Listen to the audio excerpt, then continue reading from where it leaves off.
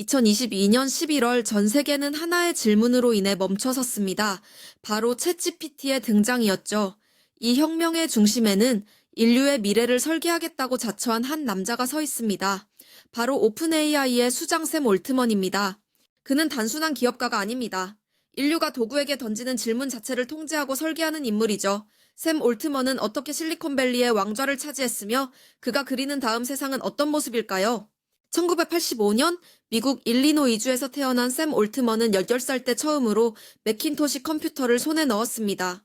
그는 컴퓨터의 작동 원리를 파고들며 코딩의 세계에 빠져들었고 이것이 그의 인생을 바꾸는 첫 번째 전환점이 되었습니다. 샘은 평범한 모범생이 아니었습니다. 그는 자신의 정체성을 숨기지 않는 용기를 가졌고 기술이 인간을 연결하고 세상을 바꿀 수 있다는 확신을 일찍부터 품었습니다. 스탠퍼드 대학교 컴퓨터공학과에 진학했지만 그는 더 큰 세상을 꿈꿨습니다. 결국 그는 2학년 때 자퇴를 결심합니다. 2005년 친구들과 함께 위치 기반 소셜 네트워크 서비스인 루프를 창업했죠.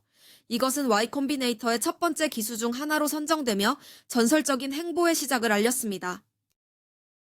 루프는 비록 엄청난 상업적 성공을 거두지는 못했지만 실리콘밸리의 전설적인 멘토 폴 그레이엄의 눈에 띄었습니다.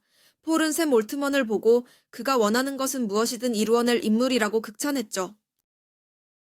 2014년 불과 28세의 나이에 샘 올트먼은 세계 최고의 스타트업 엑셀러레이터인 Y 콤비네이터의 회장 자리에 오릅니다. 그는 이곳에서 수천 개의 유니콘 기업들을 육성하며 실리콘밸리에 권력을 쥐게 됩니다. 그는 Y 콤비네이터를 이끌며 세상을 혁신하기 위해서는 단순한 소프트웨어가 아니라 하드 테크놀로지와 거대한 에너지, 그리고 지능이 필요하다는 사실을 깨달았습니다. 그리고 그의 눈은 인공지능으로 향했죠. 2015년 그는 일론 머스크와 함께 비영리 법인인 오픈 AI를 설립합니다. 인류 모두가 혜택을 누릴 수 있는 안전한 인공지능을 개발하겠다는 것이 그들의 초심이었습니다. 초기 오픈 AI는 거대 기업들의 독점에 대항하는 연구소였습니다. 하지만 샘은 곧 깨달았습니다. 범용 인공지능을 만들기 위해서는 상상을 초월하는 막대한 자본과 연산 능력이 필요하다는 것을요. 이 과정에서 일론 머스크와의 갈등이 발생합니다. 결국 머스크는 떠났고 샘 올트먼은 독자적으로 노선을 변경합니다. 2019년 그는 오픈 AI를 수익화가 가능한 영리법인으로 전환하는 파격적인 결정을 내립니다. 이 결정은 많은 비판을 받았지만 샘에게는 명확한 전략이 있었습니다. 바로 마이크로소프트로부터 10억 달러의 투자를 유치하는 것이었죠. 그는 이를 통해 지상 최대의 연산 자원을 확보하게 됩니다. 샘 올트먼의 철학은 스케일링 법칙으로 요약됩니다. 더 많은 데이터, 더 많은 컴퓨팅 파워를 투입할수록 인공지능은 기하급수적으로 똑똑해진다는 믿음이죠. 그리고 그는 그 믿음을 증명하기 시작했습니다. GPT-1부터 GPT-3에 이르기까지 모델의 크기는 수천 배로 커졌습니다. 그리고 드디어 2022년 말 대중에게 공개된 챗GPT는 인류 역사상 가장 빠른 속도로 사용자 1억 명을 돌파하며 전 세계를 충격에 빠뜨렸습니다. 그는 이제 단순히 기업인을 넘어 인류의 대변인 역할을 수행하기 시작했습니다. 전 세계 각국 정상들을 만나 AI의 위험성을 경고하는 동시에 자신이 그 기술을 안전하게 통제할 유일한 적임자임을 강조했죠. 하지만 위기가 찾아왔습니다. 2023년 11월 오픈 AI 이사회는 갑작스럽게 샘 올트먼을 해고합니다. 소통이 투명하지 않다는 이유였지만 사실은 AI 개발 속도와 안전 사이의 깊은 갈등 때문이었습니다. 실리콘밸리 역사상 가장 드라마틱한 5일간의 전쟁이 시작되었습니다. 오픈 AI 직원 95% 이상이 샘의 복귀를 요구하며 사직서를 제출하겠다고 위협했습니다. 마이크로소프트 역시 즉각적으로 샘을 영입하겠다고 발표했죠? 결국 샘 올트먼은 승리했습니다. 5일 만에 그는 화려하게 복귀했고 그를 해고했던 이사회는 해체되었습니다. 그는 이제 누구도 막을 수 없는 강력한 권력을 손에 쥐게 되었습니다. 복귀 이후 그의 행보는 더욱 과감해졌습니다. 그는 인공지능 연산을 위한 반도체 칩을 직접 생산하기 위해 7조 달러라는 천문학적인 자금 조달 계획을 세우며 전 세계를 다시 한번 놀라게 했습니다. 샘 올트먼은 단순히 AI만 생각하지 않습니다. 그는 월드코인 프로젝트를 통해 인공지능 시대에 인간임을 증명하는 홍채 인증 시스템을 구축하고 기본소득을 제공하는 원대한 미래를 그리고 있습니다. 그는 인공지능이 인간의 모든 노동을 대체할 수 있는 AGI, 즉 범용 인공지능의 시대가 곧 올 것이라고 믿습니다.